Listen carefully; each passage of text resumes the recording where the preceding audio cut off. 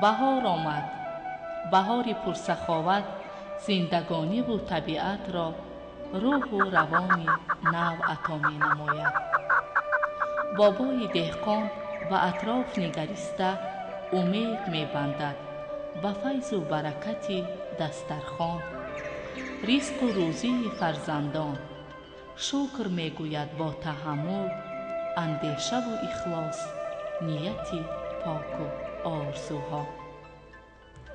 بهار هر سال می آید، ولی طبیعتش این است که ما انسانها را هرگز ترک نمی گوید و از خود در همه جا نقشه و نشانی می گذارد.